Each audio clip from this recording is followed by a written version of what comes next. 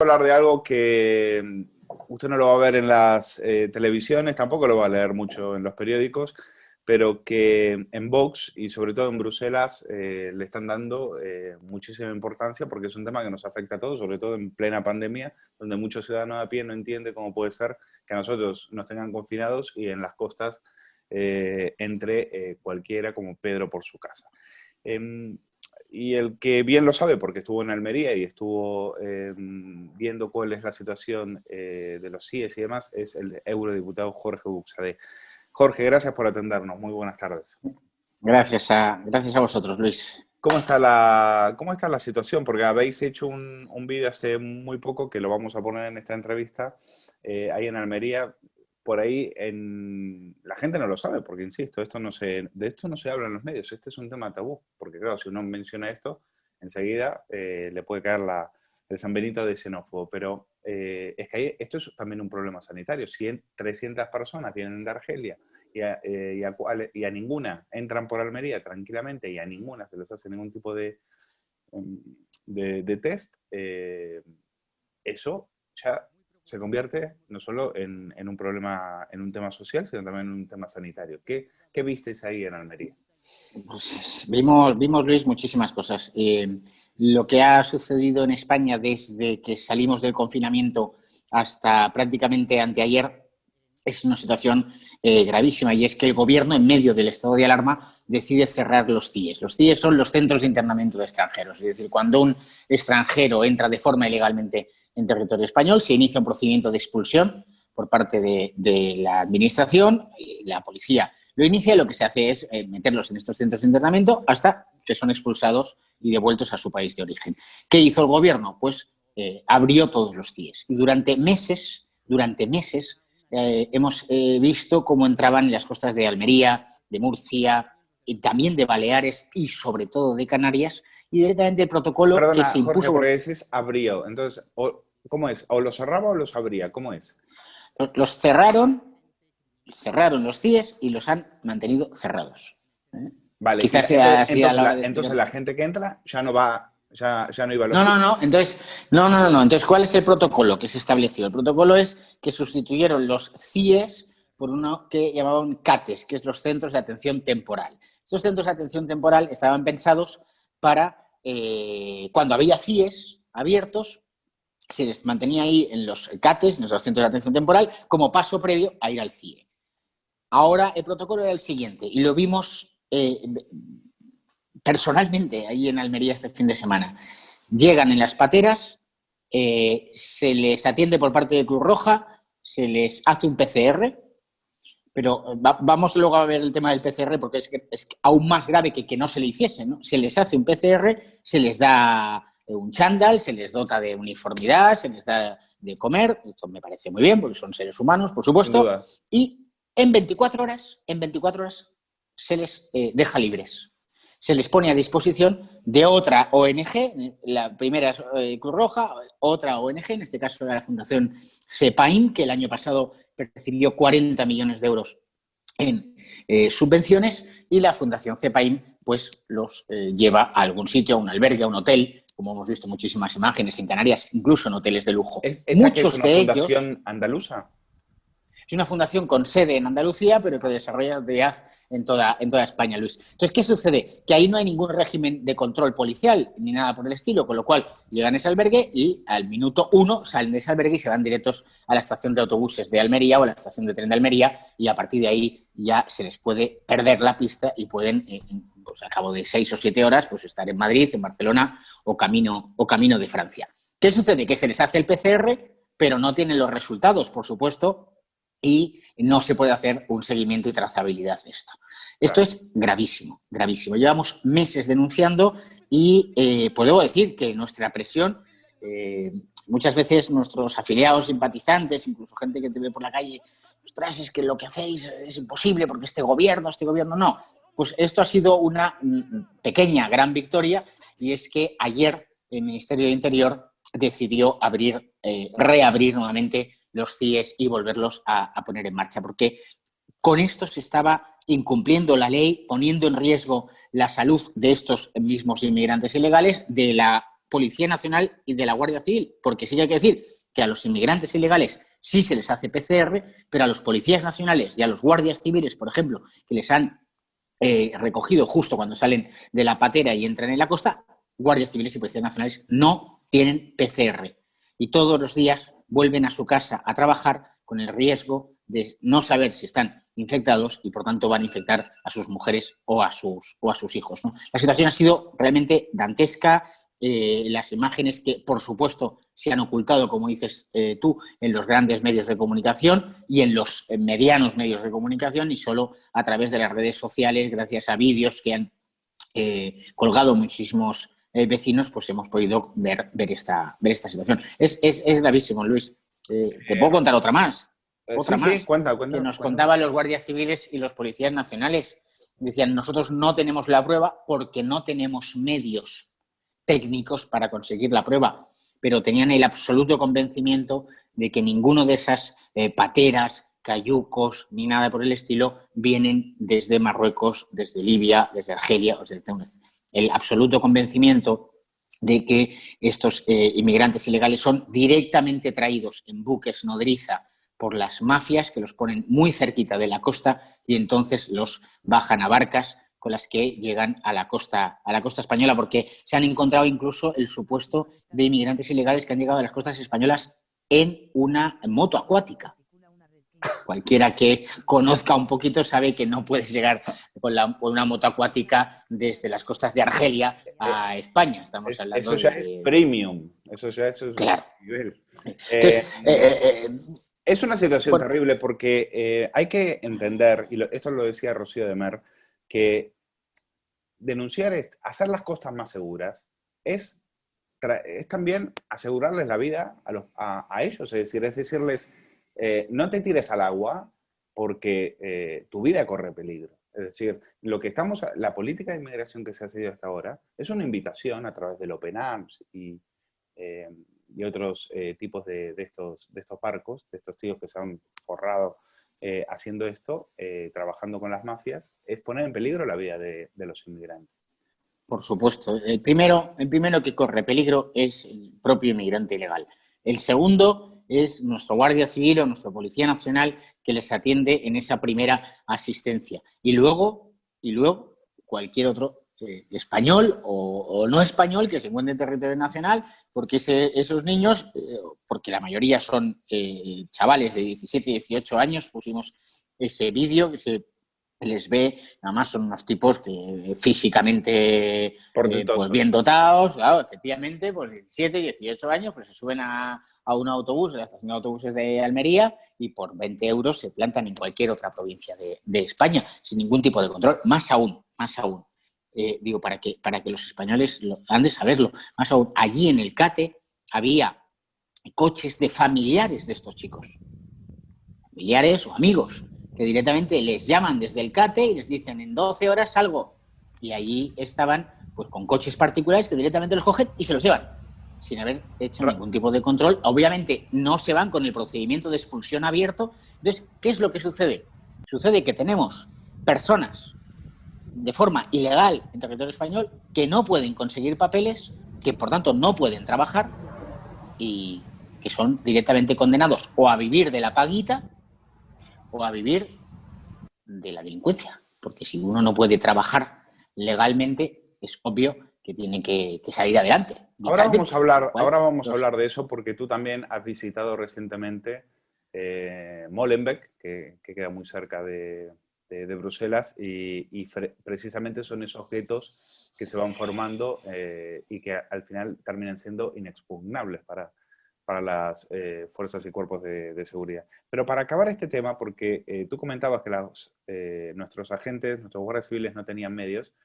Yo estuve antes del verano en Murcia, y en Murcia entraron unos por patera en la zona de Águila, si mal no recuerdo, y contagiaron a 20 guardias civiles. Es decir, 20 agentes tuvieron que estar en cuarentena. O sea, la gravedad que tiene esto. O sea, son 20 agentes que durante 14 días se tienen que quedar en sus casas. Desactivados. Con las consecuencias que tiene eso por haber ido a asistir a una de estas pateras. Pero también vemos vídeos, por ejemplo, de los que sube Rubén Pulido, donde llegan tranquilamente a las playas, incluso había gente en el verano tomando el sol y demás, Y después, esa gente, ¿para dónde va? Porque me imagino que no irán a estos centros, a ninguno de estos. No, no, no, no, no.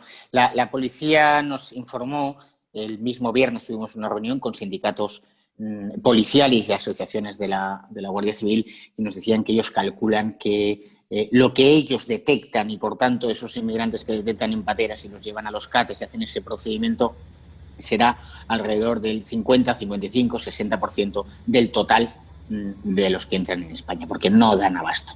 Y todos esos, evidentemente, entran en territorio nacional de forma ilegal, van a moverse. ¿Hacia dónde van? Pues fundamentalmente van hacia los barrios más populosos de las grandes ciudades. En España, pues a Madrid o Barcelona. Pero habitualmente incluso siguen su camino hacia arriba en Francia o en Alemania, porque es donde están las grandes, ¿no? Las grandes bolsas de inmigrantes, digamos, donde encuentran esos guetos, donde ellos van allí directos al gueto, es decir, les da igual Bruselas, ellos van a Molenbeek, porque allí, si eres argelino, pues vas, te acoge la comunidad argelina, si eres tunecino, te acoge la comunidad tunecina, etcétera. Eso es esos barrios multiculturales que efectivamente, como veíamos en Molenbeek, pues son un auténtico estercolero, pero son un auténtico estercolero en sentido literal, porque los servicios de limpieza, los servicios de seguridad, de orden público, tienen graves problemas para poder atender y prestar servicios, porque son comunidades absolutamente cerradas, donde, pues, y sobre todo a partir de las 7 o 8 de la tarde, ellos imponen su ley y ahí pues desaparece, digamos, la ley civil. Estuvimos en Molenbeek y pudimos pasear por la noche en algunas terrazas donde solo había hombres. Donde solo había hombres, no había ni una sola mujer, y preguntando a esta gente, pues decían, no, pues decían que efectivamente que ellos eran musulmanes y que las mujeres, pues que no estaban en esas terrazas porque eran musulmanes, ¿no? Esta es la realidad que se oculta por la clase política progre.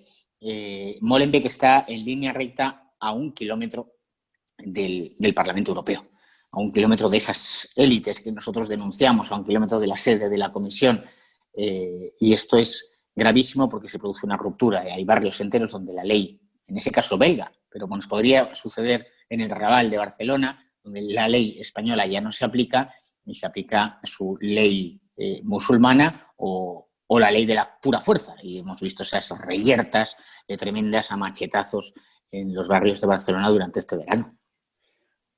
¿A quién beneficia? Porque ya hemos visto que el gobierno no hace absolutamente nada y mira para otro lado. Bueno, el propio Pedro Sánchez en su momento cuando le convenía, incluso fue hasta recibirles, ¿no? Cuando venía uno de estos barcos, sin ser consciente, o quizás lo era plenamente, de que lo que hacía con esto era tanto que le interesa el tráfico de seres humanos y la trata de blancas, ¿no? Pues esto es precisamente lo que lo fomenta, esto no lo detiene, esto al contrario, lo hace crecer.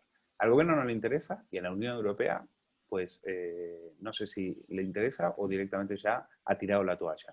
¿Tú qué opinas? No es un beneficio directo, no hay un beneficio directo. ¿Quién es el directamente beneficiado? Hombre, propiamente directamente beneficiado son esas comunidades, esas propias comunidades multiculturales que van creciendo en número. Van creciendo en número y cuando llegan a un determinado porcentaje en un municipio, pues entonces exigen que en los colegios la comida sea de determinada forma o que no se dé la religión cristiana o que pues el viernes sea festivo, etcétera. Pero no hay tanto un beneficiado directo como un efecto indirecto que sí que beneficia a todos aquellos que quieren descomponer nuestro orden social. Es decir, en Europa, en la civilización occidental, en Estados Unidos lo hemos visto con el movimiento Black Lives Matter en el fondo, porque al final está todo íntimamente unido. Sí. Uno se hace fuerte cuando está pues, como un árbol, metido a sus pies fuertes en las raíces y mirando hacia arriba, ¿no? Creciendo hacia arriba. Pues uno se hace fuerte en la familia, se hace fuerte en un municipio, en una comunidad donde uno tiene las costumbres y las tradiciones, se hace fuerte en su nación. Y todo esto produce un efecto de descomponer el orden social, de romper la ley civil. Al final, las familias se van descomponiendo, las ciudades se van descomponiendo, pierden identidad. Bruselas es una ciudad, por ejemplo, sin identidad. En cambio, uno va a Barcelona, o va a Valladolid, o a Madrid, y aún tienen identidad. Y cuando uno desaparece de identidad, el sujeto queda él solo, vacío, de resortes morales y espirituales para tirar hacia adelante, y al final, yo lo vengo repitiendo, pues al final se convierte en un sujeto cuya satisfacción está en consumir. Consumir productos, consumir bienes, Son consumir personas servicios. desarraigadas. Son personas Desarraigadas y sin cuya identidad, no son alegría... ni de aquí ni de allá. Por lo tanto, Exacto. son pasto de populismo, son pastos de ideologías bueno, Efectivamente, al poder político... que quieran a las cuales necesitan o por ahí un extractos sociales mucho más bajos o precisamente estos grupos a los cuales son más fácilmente manipulables, ¿no? Pues una persona, claro, por supuesto, desde el punto de vista de político, pues más manipulable, desde el punto de vista de sus hábitos de consumo también es más manipulable. Lo Por digo, por ejemplo, pues ejemplo, un padre fíjate, de familia numerosa no gasta innecesariamente en tonterías, digámoslo así. En cambio, cuando uno no tiene nada, ninguna motivación, ninguna finalidad, ningún objetivo en la vida, ninguna cosa que le trascienda, está, pues efectivamente es un sujeto que consume. Ese beneficio, esto es a largo plazo. Lo hemos visto, además, por desgracia, tenemos Francia. En Francia esto empezó a producirse hace 30 o 40 años ya con la inmigración procedente fundamentalmente de Argelia, tras el proceso, la salida de Francia de su antigua colonia, ¿no? Y ahora vemos que hay barrios enteros, municipios enteros, que hayan perdido toda su identidad y que por no hablar además cuando son ganan pasto. un partido de fútbol, por no hablar lo que pasa en París esa noche cuando ganan un partido de fútbol, Por ejemplo, y eso es que no pasto dejan de no la, dejan una cristalera viva. pasto de la Sí, violencia, porque un hombre desarraigado al final acaba siendo un hombre violento que busca la satisfacción en cualquier tontería, en cualquier...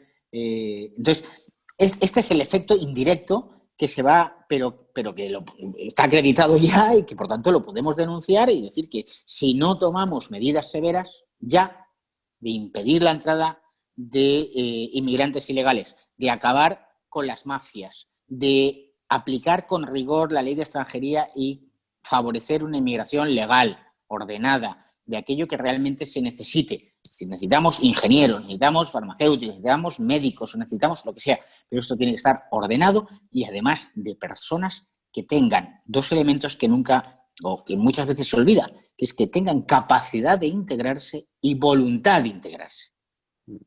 Son dos requisitos, además, que en Vox los añadimos siempre al argumento, porque, por ejemplo, Luis, el Partido Popular también repite inmigración legal, ordenada, ya. Pero no ponen nunca estos dos requisitos, nunca.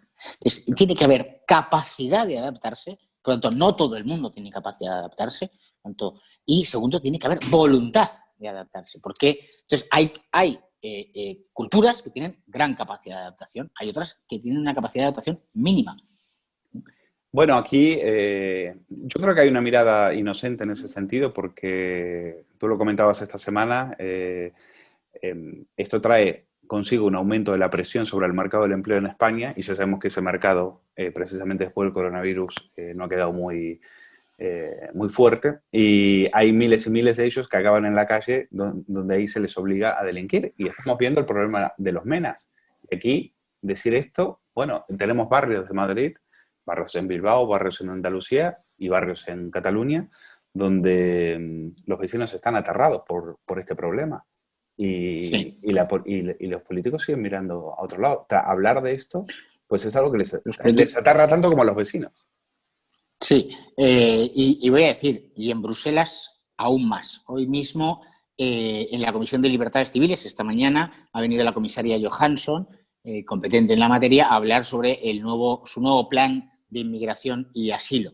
Y expresamente en ese documento dice que los menores no acompañados, los MENAS, automáticamente serán considerados como refugiados y se les concederá papeles, aunque hayan entrado ilegalmente en territorio europeo. Esta es la propuesta de la Comisión. Esa es una propuesta Sí. oficial. Esto es una propuesta oficial que está ya encima de la mesa y que hoy se ha debatido en la Comisión de Libertades. A partir de ahí, pues seguirá su proceso en el Parlamento Europeo y en el Consejo. Con toda seguridad, los Estados lo van a parar, estoy convencido, porque los gobiernos no van a poder permitir esto. Pero esta es la propuesta, esta es lo que está encima de la mesa. Es al ilegal le damos papeles, le reconocemos la legalidad, con lo cual es el efecto llamada más brutal del mundo, porque ¿cómo se evita el efecto llamada? Pues diciéndole a todos los extranjeros que pueden venir a Europa legalmente y que si vienen ilegalmente serán expulsados, jamás van a recibir ayudas, jamás van a recibir una paguita y jamás van a poder trabajar legalmente. Si tú haces esto, es evidente que pues se acaba este negocio, porque se está asumiendo muchísimos riesgos por quien intente entrar ilegalmente. Pues este es el modelo de lo que pretende la Comisión. Y ahí sí que tenemos un perjuicio directo a los trabajadores europeos y en concreto a los trabajadores españoles, porque si alguien entra ilegalmente y le damos documentación que le habilite para trabajar, con 1 millón de españoles más en el paro durante estos meses de epidemia por el coronavirus, pues imagínate la presión sobre el empleo. Es decir, van a bajar los salarios, los trabajadores van a tener que asumir condiciones de trabajo peores, etcétera, etcétera. Y además, no es personal cualificado. Eso no se olvide, ¿eh? Que no es que estén viniendo personal cualificado que vaya a mejorar culturalmente la prosperidad y el progreso de las naciones. Bueno, por último, uno de los problemas, yo creo que al final la realidad también nos ha dado la razón en el sentido del fracaso del sistema autonómico en lo que tiene que ver con la lucha por la pandemia. Y creo que ya nadie duda de que esto es un cambalache en el cual 17 pequeños reinos hacen la guerra por su cuenta y un gobierno central que ya está a la Bartola esperando que se arreglen estos y nosotros vamos a seguir a lo nuestro, memoria democrática, indultos a los independentistas y demás. ¿Cómo afrontáis esto y qué análisis hacéis de esto? Bueno, pues mira, Luis, lo afrontamos y lo analizamos como lo hemos hecho siempre. Es decir, el Estado autonómico nosotros sabíamos que era ineficaz, que era ineficiente, que era insolidario, que era injusto. Llevamos años repitiéndolo. Y efectivamente estos meses de pandemia y de confinamientos forzosos, de ineficacia, de pretender crear fronteras dentro de la nación, pero luego, por otra parte, evitar el seguimiento, de que no se ayuden unas comunidades autónomas a otras prestando camas hospitalarias, como vimos en las peores semanas, de que haya presidentes regionales como Torra, uno que forma parte de ese plan continuado de golpe de Estado separatista, se permite al lujo decir que el ejército español no entra para ayudar a los catalanes, etcétera, etcétera, etcétera. ¿Lo afrontamos? Pues de la única forma que podemos afrontarla, que es con todos los medios legales, y el primero es esta moción de censura que, Dios mediante, se presentará por parte del Grupo Parlamentario de Vox en el Congreso de los Diputados y llevar todas estas cuestiones allí donde se deben discutir, que es en la sede de la soberanía nacional. Y a partir de ahí, pues movilizar a toda nuestra gente, movilizar a todos nuestros concejales, diputados autonómicos, llamar a la movilización de todos los españoles, porque creo que la patria está en un momento difícil, está en un momento peligroso, donde el gobierno de Sánchez Iglesias ha decidido acabar con todas y cada una de las instituciones que conforman el Estado, con ataques constantes a Su Majestad el Rey, al Poder Judicial, al Ejército, a la Guardia Civil, a la Policía Nacional, con exaltaciones el apoyo con los indultos estos ilegales, que hay que decirlo ya, que es ilegal, es que el gobierno no tiene ninguna capacidad legal. Quien indulta es el rey, el gobierno no puede indultar a nadie. Pues ellos están con esa deriva de destruir la nación y nosotros lo que tenemos que hacer es pues empeñarnos más, dormir menos, trabajar más, trabajar con más eficacia para construir España, para unirnos y para generar un movimiento que siga creciendo. Ahora somos, pues yo creo que ya 4 millones de españoles, pues tenemos que llegar a ser muchos más millones de españoles decididos a defender España, a defender el progreso económico, la prosperidad, la libertad de las empresas, la libertad de las familias. Por supuesto que los españoles quieren todo eso y lo que se trata es de que no cejemos en el empeño de defender la verdad. Tenemos que defender y ganar con la verdad, porque el socialismo es, por encima de todo, es una mentira, es un engaño, propaganda masiva y engaño para incautos. Una gran mascarada. Ese era un título de un autor, Jean-François Revel, y así definía la izquierda. Pues, Jorge Buxade, eurodiputado, gracias como siempre por tener la amabilidad de hablar con nosotros y un saludo desde aquí. Gracias, Luis.